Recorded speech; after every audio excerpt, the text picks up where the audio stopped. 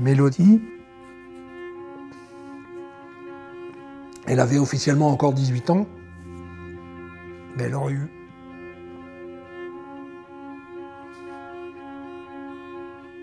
eu 19 ans le 26 juin, une semaine après, quoi. Dans la nuit du 17 au 18 juin 2005, Mélodie était sortie avec des camarades et malheureusement, il y a eu un accident de la route. Autour de 5 h du matin, j'ai entendu la sonnette en fait, à la porte d'entrée. Sur le moment, je me suis dit, elle n'a pas pris ses clés. Et ce qui n'arrivait jamais, mais forcément, je me suis dit ça pour me rassurer quelque part. Et je me suis précipitée.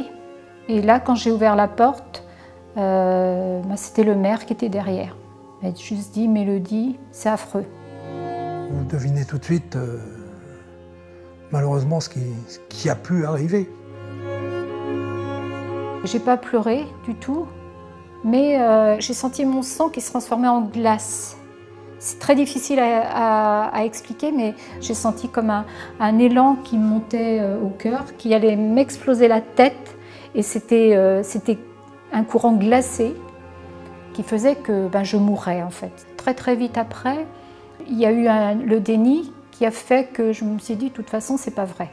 C'est pas vrai, elle est là, ils se sont trompés, c'est pas elle, de toute façon c'est absolument impossible. Il y avait une porte, sur la porte il était écrit Mélodie. Le nom de ma fille dans un salon funéraire, c'était inconcevable. Cette nuit-là, Mélodie est sortie avec des camarades pour fêter la fin des épreuves du baccalauréat. Elle a un de ses amis d'école qui est venu la chercher. Elle est partie avec lui et puis voilà quoi. Il était jeune conducteur, enfin il avait 1 an de permis je crois. Ils se sont rendus donc sur une plage à une demi-heure d'ici à peu près pour faire la fête avec des amis. Elle s'est isolée à un moment sur la plage, elle regardait le soleil se coucher. Je me suis dit après, c'était la dernière fois, le dernier moment où elle voyait le soleil se coucher en fait et voilà. Après que ce garçon-là ait bien bu sur la plage, ils se sont rendus dans une discothèque à quelques kilomètres de là.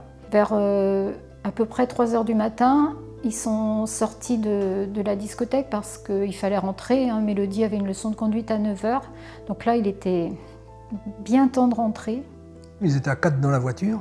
2 amis qu'ils ont transportés à l'allée, qui étaient avec eux, voulaient retourner à cette fameuse plage de Bon-Abri. Donc, au lieu de rentrer directement, ils les ont raccompagnés. Et ils étaient arrivés, quoi. Ils étaient à 50, 100 mètres de l'endroit. Il s'est loupé, tout simplement. Il y avait un arbre, voilà, quoi.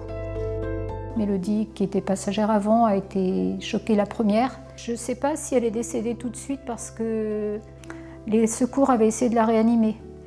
Donc ça m'a fait mal parce que je me suis dit, peut-être qu'elle a vécu quelques secondes et puis je pense que là, elle a forcément pensé à nous. Je pense que les dernières secondes, ça a forcément été son frère, papa, maman, puisque on avait quand même une vie de famille ordinaire sans doute, mais une jolie vie de famille. Derrière elle, il y avait un de ses camarades qui était en vie, mais on a appris après qu'il était en mort cérébrale. Donc il a vécu 3 jours à l'hôpital, on va dire. 3 heures après le drame, le conducteur a été soumis au dépistage de l'alcoolémie. Et de mémoire, il avait 2 grammes 10 ou quelque chose comme ça. C'est énorme. Ça veut dire que comme on élimine que 0,10 ou 0,15 à l'heure, on peut rajouter ça. Il avait quasi 3 grammes, quoi. Depuis que Mélodie est partie, mon mari et moi, on est devenus d'autres personnes. Enfin, on n'est plus les mêmes personnes. Honnêtement, je ne sais pas quel homme je suis devenu depuis le drame.